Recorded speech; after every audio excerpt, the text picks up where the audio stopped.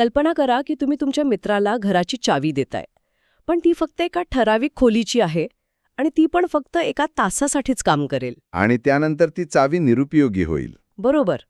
गमतीशीर आहे ना? क्लाउड स्टोरेजच्या जगात अगदी असंच काहीसं करता येतं आणि त्यालाच शेअर्ड ॲक्सेस सिग्नेचर किंवा सॅस म्हणतात. आज आपण मायक्रोसॉफ्ट लर्नच्या एका मॉड्यूलच्या आधारे ह्याच सायस तंत्रज्ञानाचा सखोल अभ्यास करणार आहोत.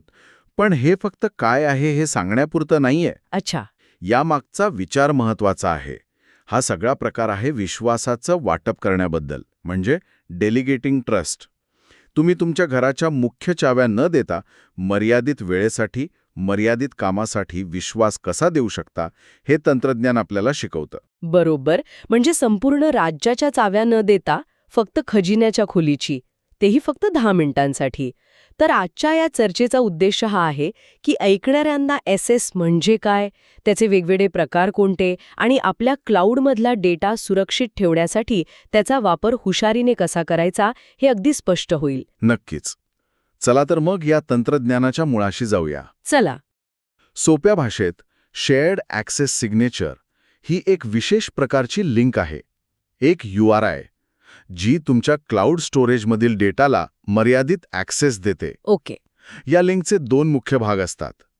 पहिला भाग म्हणजे तुमच्या फाईलचा किंवा डेटाचा पत्ता, आणि दुसरा भाग जो प्रश्नचिन्हानंतर सुरू होतो तो म्हणजे SAS टोकन. 1 मिनिट, मी अशी लिंक पाहिली आहे. त्यात प्रश्नचिन्हानंतर SP=R, ST= असं काहीतरी क्लिष्ट लिहिलेलं असतं. ते नक्की काय आहे?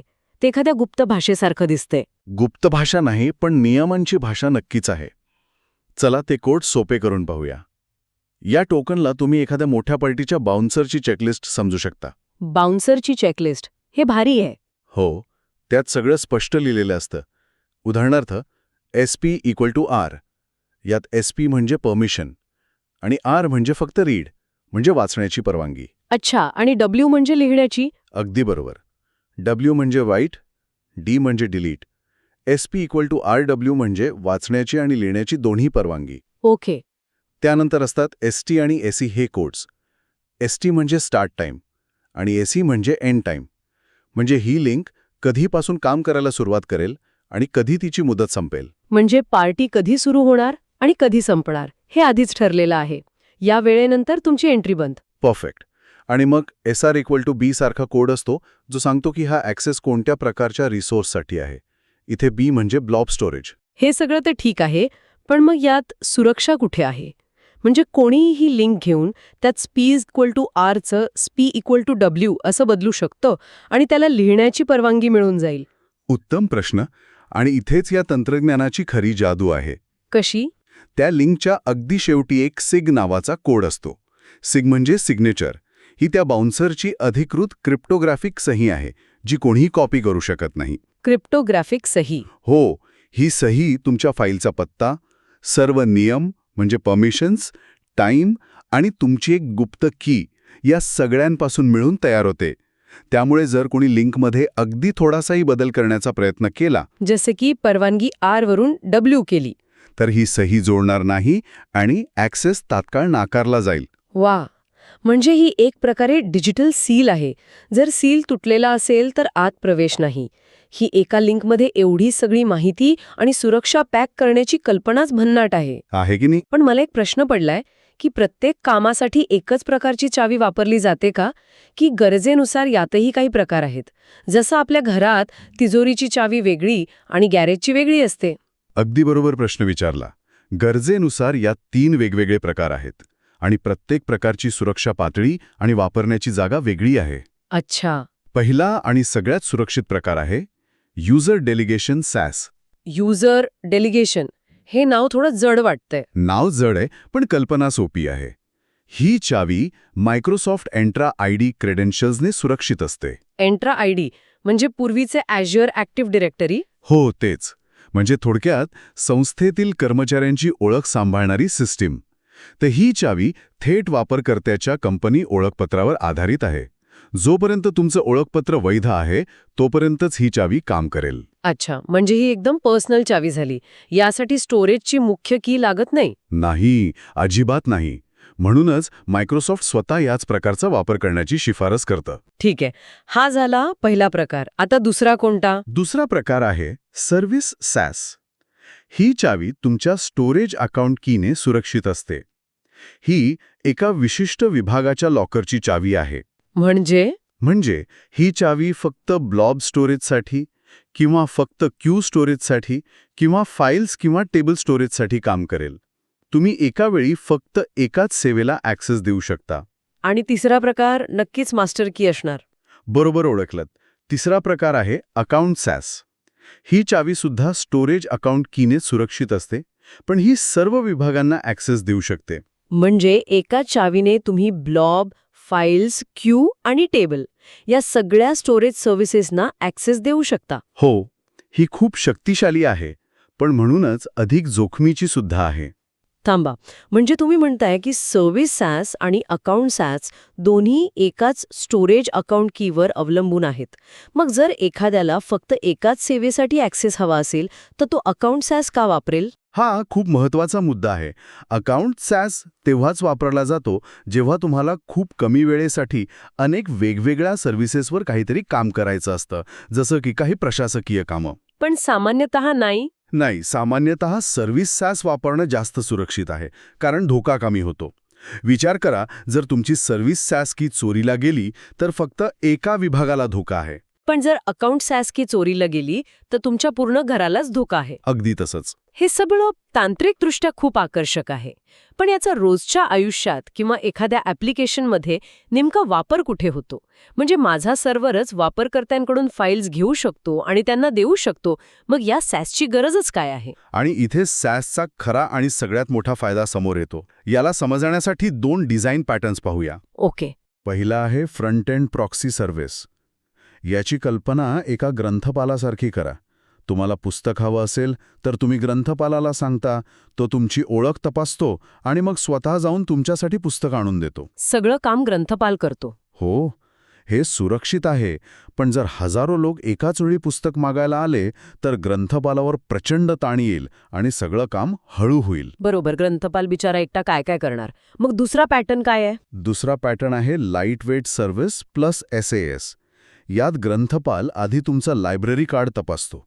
तुमची ओळख पटल्यावर तो तुम्हाला एक विशेष चावी देतो आणि सांगतो, ही चावी फक्त विज्ञान कथा विभागासाठी आणि फक्त पुढच्या 1 तासासाठी काम करेल. अगदी. तुम्ही ती चावी घेऊन स्वतः जाऊन पुस्तक आणता. यामुळे ग्रंथपालावरचा भार कमी होतो आणि काम खूप वेगाने होतं. म्हणजे SAS वापरल्याने माझ्या मुख्य सर्व्हरवरचा, माझ्या ग्रंथपालावरचा भार कमी होतो. अगदी बरोबर. आणि हाच याचा खरा फायदा आहे. तुम्ही तुमच्या सर्व्हरचा भार प्रचंड प्रमाणात कमी करता. कल्पना करा, क्लिपकट्टा नावाचं एक व्हिडिओ शेअरिंग ॲप आहे. ओके, क्लिपकट्टा.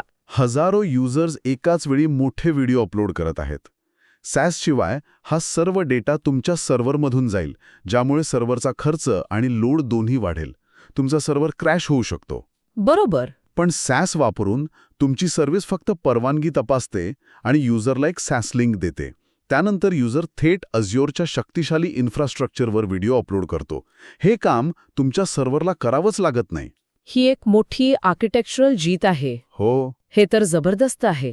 म्हणजे सुरक्षितता तर मिळतेच, पण सोबतच माझा ॲप्लिकेशन जास्त वेगवान आणि कमी खर्चाचं होतं. पण आता एक दुसरा प्रश्न मनात येतोय. विचारा. समजा मी अशा शेकडो तात्पुरत्या चाव्या वाटल्या आहेत. जसं की एखाद्या मोठ्या हॉटेलमध्ये तुम्ही शेकडो रूम कार्ड्स दिले आहेत आणि नंतर तुमच्या लक्षात आलं की काहीतरी चूक झाली आहे किंवा तुम्हाला सगळ्यांना बाहेर काढायचं आहे. आता काय करणार? प्रत्येक रूममध्ये जाऊन कार्ड परत घेणार का? हे तर अशक्य आहे. बरोबर. ही एका मोठ्या डोकेदुखीसारखी परिस्थिती आहे आणि याच समस्येवर उपाय म्हणून स्टोअर्ड ॲक्सेस पॉलिसीज हे तंत्रज्ञान आहे. Stored access policies. हो, हे या सर्व चाव्यांसाठी एक मास्टर कंट्रोल पॅनल आहे. Master control panel? हे ऐकायला खूपच भारी वाटतंय.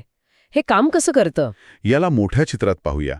स्टोअर्ड ॲक्सेस पॉलिसी म्हणजे सर्व्हरच्या बाजूने SAS नियमांचे व्यवस्थापन करण्याची एक पद्धत. म्हणजे नक्की कसं? प्रत्येक चावीवर वेळ आणि परवानगीचे नियम लिहिण्याऐवजी तुम्ही थेट कुलपावर म्हणजे सर्व्हर साइड कंटेनरवर एक पॉलिसी सेट करता. मग तुम्ही तयार केलेल्या चाव्या फक्त त्या पॉलिसीचा संदर्भ देतात.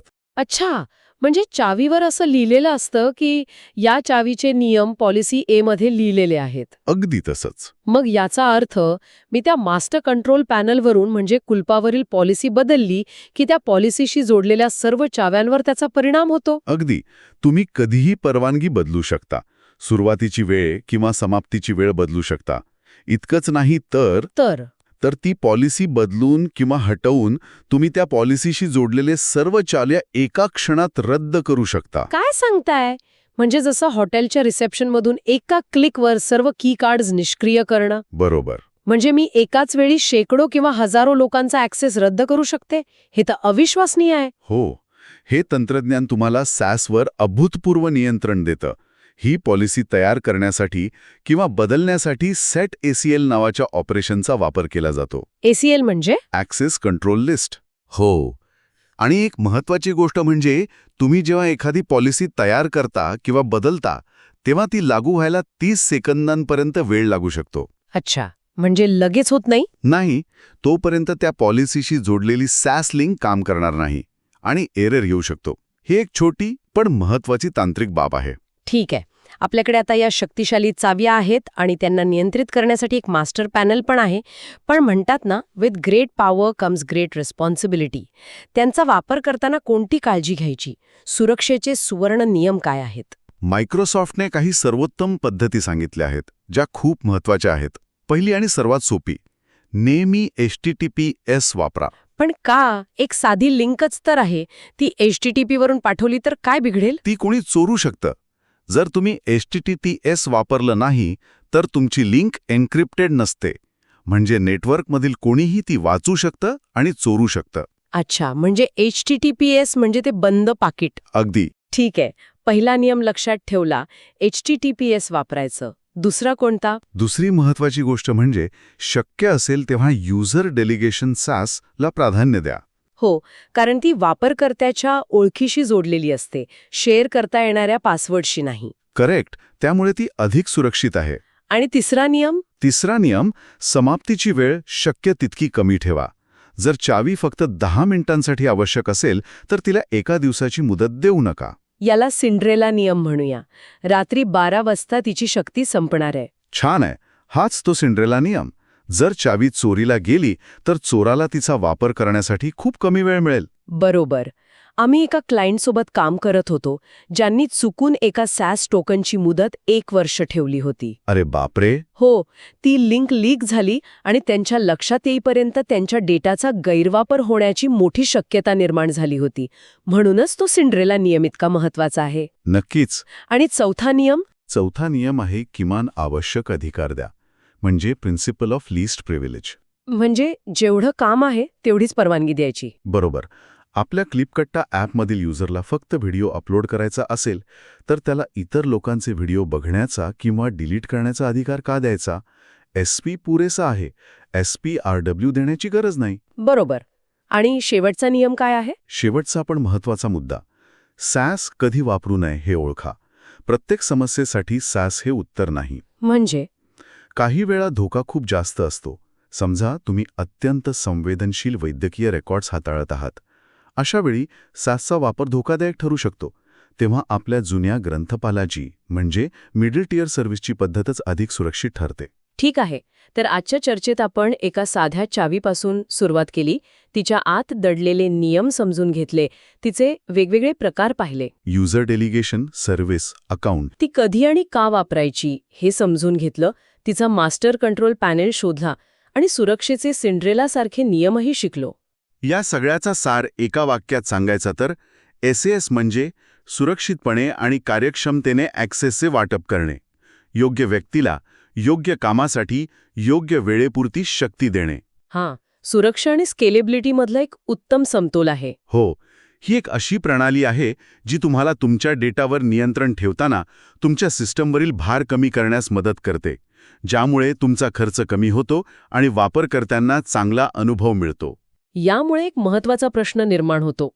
या डिजिटल चाव्या आपल्याला माहितीवर अविस्मरणीय नियंत्रण देतात, पण तात्पुरत्या आणि मर्यादित ॲक्सेसचा हा मॉडेल, जिथे परवानगीची मुदत आणि अधिकार आधीच ठरवलेले असतात, तो आपण आपल्या दैनंदिन नॉन डिजिटल जीवनात माहिती किंवा संसाधनांचा व्यवस्थापन करण्यासाठी कसा वापरू शकतो? आपण यातून काय शिकू शकतो याचा विचार करायला हरकत नाही.